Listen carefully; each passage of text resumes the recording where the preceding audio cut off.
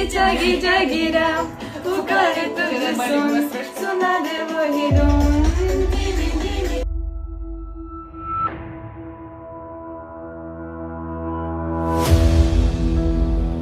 एक लड़का बंगाल के छोटे शहर से निकलकर बॉलीवुड की ऊंचाइयों तक पहुंचता है। एक ऐसा नाम जिसने अपने दम पर लाखों लोगों के दिलों पर राज किया। आज की कहानी है बंगाल के गौरांग की। वही गौरांग जिसे हम मिथुन चक्रवर्ती के नाम से जानते हैं।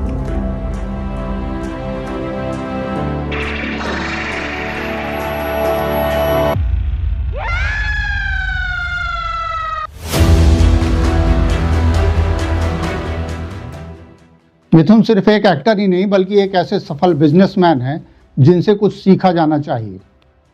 कई बार ऐसा होता है कि मौके हमारी ज़िंदगी में आते हैं लेकिन हम उन्हें पहचान नहीं पाते और बाद में हाथ मलते रह जाते हैं। मिथुन ऐसे शख्स हैं जिन्होंने शायद ही कोई मौका अपने हाथ से जाने दिया। नमस्कार, एंटीक वायरल के नए एपिसोड में आपका स्वागत है। तो बात होगी बंगाल के सेंसेशन मिथुन दा की। एक्टिंग की दुनिया में कदम रखने से पहले मिथुन नक्सलाइट आंदोलन से जुड़े थे, लेकिन परिवार की सेफ्टी के लिए उन्होंने इस रास्ते को छोड़ दिया। पुणे के फिल्म एंड टेलीविज़न इंस्टीट्यूट से ग्रेजुएशन करने के बाद 1976 में उन्होंने आर्ट फिल्म मृगया से बॉलीवुड में एंट्री ली और पहली फिल्म के लिए नेशनल अवार्ड जीत लिया। ये कोई छोटी मोटी उपलब्धि नहीं थी, लेकिन सिर्फ आर्ट फिल्में करके मिथुन का कैरियर चमकने वाला नहीं था और यहीं से उन्होंने अपनी वो कला दिखाई जिसके लिए वो जाने जाते हैं। मिथुन के भीतर मौके को पहचान लेने की अजीबोगरीब क्षमता है। 80 के दशक में उन्होंने वो किया जो उस समय कोई सोच भी नहीं सकता था। यह ऐसा समय था जब अमिताभ के कंधे उचकाने वाला एक तरह का डांस और राजेश खन्ना के बेतरतीब डांस स्टेप से लोग ऊब चुके थे। मिथुन ने इस मौके को पहचान लिया और तभी उनकी एक फिल्म आती है डिस्को डांसर, जिसने उन्हें रातों रात सुपरस्टार बना दिया। लोग मॉडर्न बीट्स पर मॉडर्न डांस देखना चाहते थे, जिसकी शुरुआत करके मिथुन ने महफिल लूट ली। वो सिर्फ भारत ही नहीं बल्कि रूस और कई देशों में भी आइकॉन बन गए।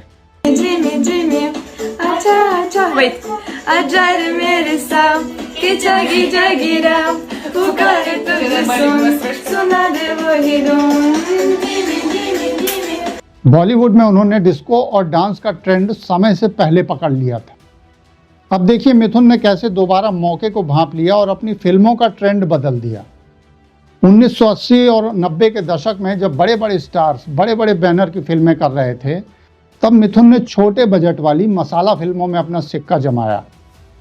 वो समझ गए कि छोटे और ग्रामीण इलाकों वाले ऑडियंस उनके लिए एक बड़ा मौका हो सकते हैं।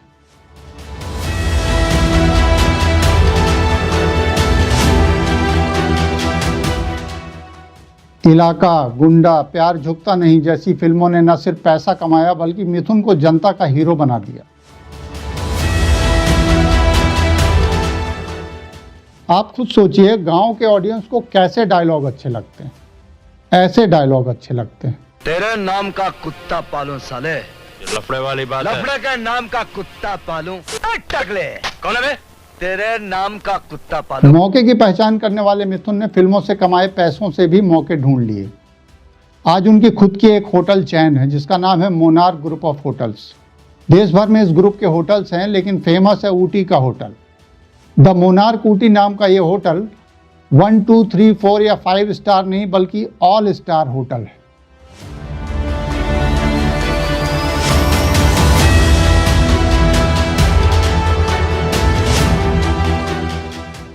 फिल्म और होटल बिजनेस में सफल होने के बाद मिथुन अब राजनीति में मौके तलाशने लगे।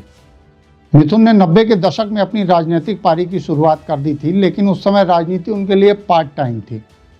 अंदाज लगाइए कि नक्सल विचारधारा से प्रभावित मिथुन ने सबसे पहले कौन सी पार्टी ज्वाइन की होगी।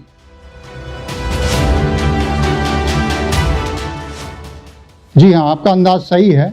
मिथुन ने अपनी लेफ्टिस्ट विचारधारा से इंस्पायर होकर सबसे पहले मार्क्सवादी कम्युनिस्ट पार्टी ज्वाइन की और बंगाल के तमाम चुनाव में उन्होंने लेफ्ट का खुलकर समर्थन किया।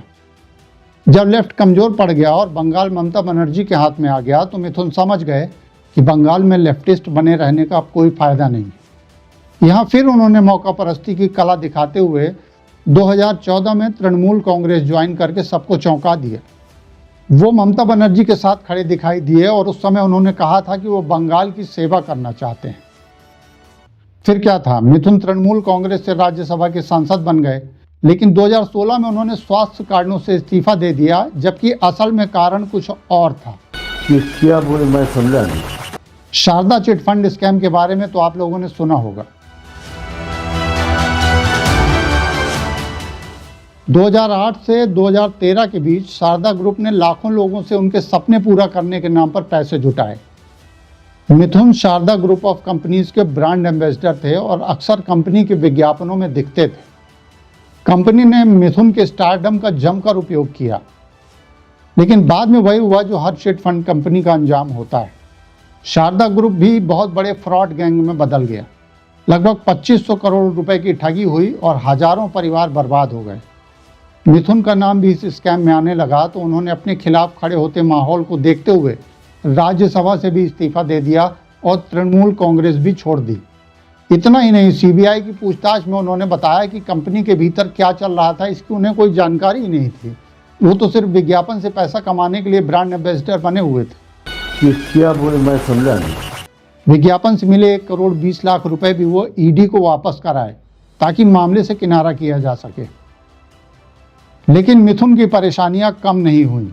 इस बीच उनके बेटे महाक्षय चक्रवर्ती उर्फ मिमोह ने कुछ ऐसा कर दिया जो मिथुन के लिए बिल्कुल अनएक्सपेक्टेड था। एक भोजपुरी एक्ट्रेस ने उन पर रेप का आरोप लगाते हुए सनसनी फैला दी। मामले में पीड़ित एक्ट्रेस की शिकायत पर मिमोह और उनकी मां योगिता बाली पर गंभीर धाराओं में एफआईआर दर्ज हुई। मां बेटे दोनों एंटीसिपेटरी बेल पर हैं। बेटे की करतूत पर मिथुन ने आज तक चुप्पी साध रखी है, लेकिन अपने बेटे और पत्नी पर एफआईआर का जिम्मेदार वो ममता बनर्जी को मानते हैं।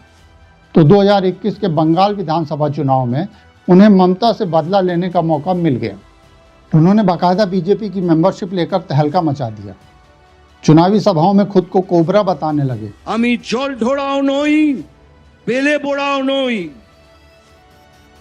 आमी एकटा कोबरा, बोखड़ो आमी। न्यूज चैनलों में बीजेपी की सरकार बनने के दावे होने लगे, लेकिन सब हवा हवाई था। ममता फिर प्रचंड बहुमत से जीतकर सत्ता में वापस लौटी और मिथुन के अरमानों पर पानी फिर गया। इस साल हुए लोकसभा चुनाव में भी मिथुन मौका तलाशते रहे। चुनाव में बीजेपी का प्रचार करते करते वो बेहद निचले स्तर पर उतर आए और मुसलमानों को काट कर फेंक देने की बातें करने लगे, वो भी अमित शाह के सामने। लेकिन एक दिन आएगा जब हम तुमको काट के भागीरथी नहीं, तो भागीरथी हमारी माँ है, पुण्य माँ है, तुमको तुम्हारी जमीन के अंदर तुमको फेंकेंगे उधर। जाहिर है वो इतने बड़े भाजपाई अचानक नहीं बने, बेटे और पत्नी को बचाने के लिए वो भाजपाई बने। हालांकि उनकी वफादारी से मोदी सरकार खुश है।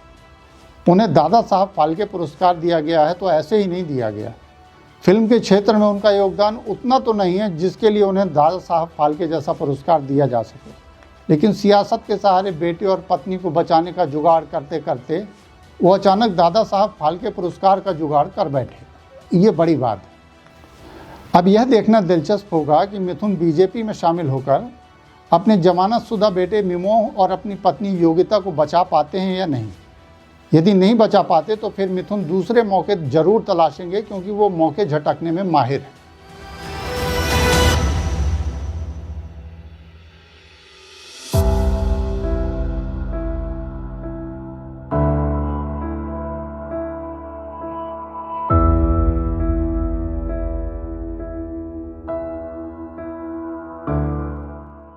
मिथुन की मौका परस्ती पर आपकी क्या राय है, कमेंट बॉक्स में ज़रूर लिखें।